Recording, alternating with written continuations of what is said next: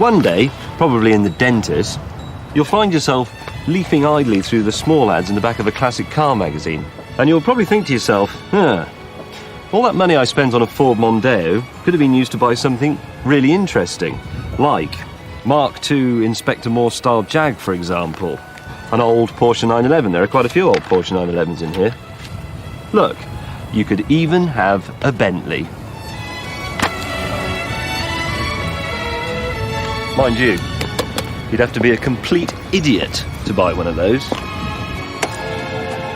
This one's mine. It's a T2, pretty much the cheapest Bentley money can buy. You can pick one of these up for 7 or 8 grand, but don't, because for that money it's going to be a complete bag of bolts. This, though, is a good one. It cost 14 grand, but it's got a full service history. All the parts are genuine. There's no rust, no filler, and no evidence of bodged repairs. Now, 14 grand's top dollar for one of these, but that's still only the price of the most basic Mondeo.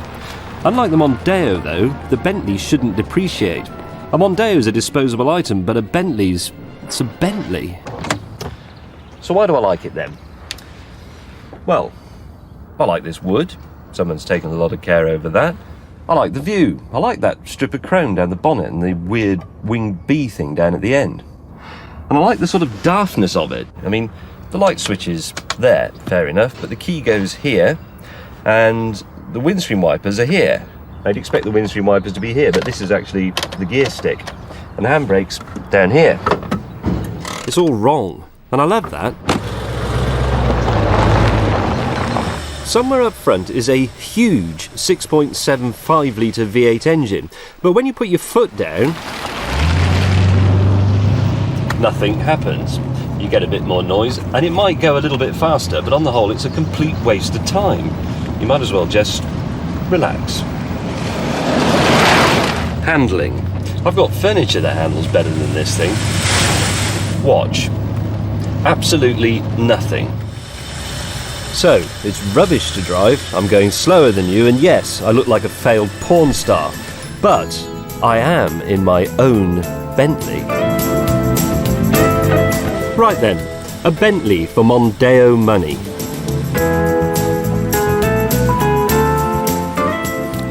Some of you are pretty tempted by this idea, but hang on, I haven't told you how it ruined my life yet. I said this car doesn't depreciate, but big deal. Who really cares about depreciation anyway? It's just something that goes on all the time when you're in the pub or in bed. It's not something that hurts you every day. For that, you need a Bentley. Every time I go near this thing, it kicks me in the head and runs off with my wallet. It costs 80 quid to fill up and does 15 miles to the gallon, if I drive like an undertaker. I have to rent a king-size garage to keep it in, and it takes up 2 tokens at the jet wash. Okay, servicing only costs about the same as it does for a mid-sized BMW, but it has to go in 3 times as often.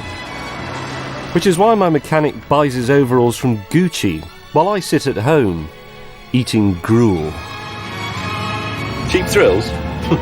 You want to try this? It's bloody terrifying.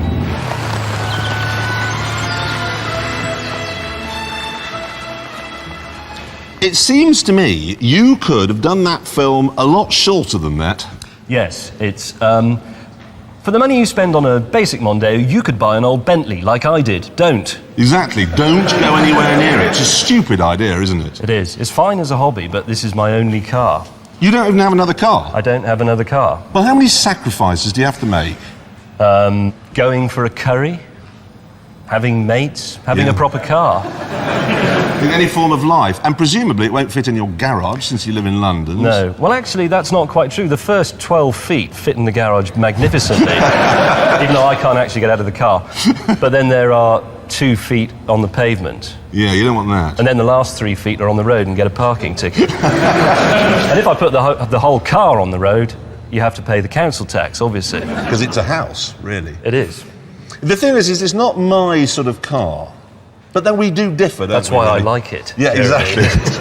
You just look at what I say and go, he's wrong. I looked in Auto Trader and I thought, what wouldn't Jeremy buy out of all these cars? That one. Yeah, I respect that in a man. I really do. You said in the film you have to rent a garage. Yeah. Well, how far away?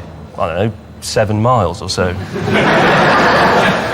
You rent a garage 7 miles from your house. How do you get there, then? On my folding bicycle, obviously. You are mad.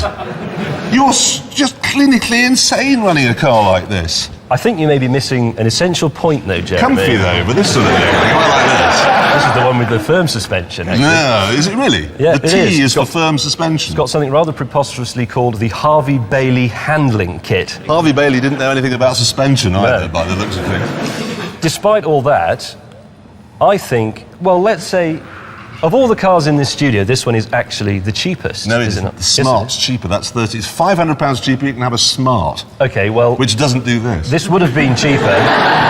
This would have been cheaper if I'd not felt sorry for the bloke who was selling it and haggled a bit more. Then That's I'd a have probably British got it. disease. It is a British disease. Well, I a very feel really British sorry car. for him. Yeah. Am I right in saying this car is so cool that most people, by which I mean Jeremy, don't realise it yet?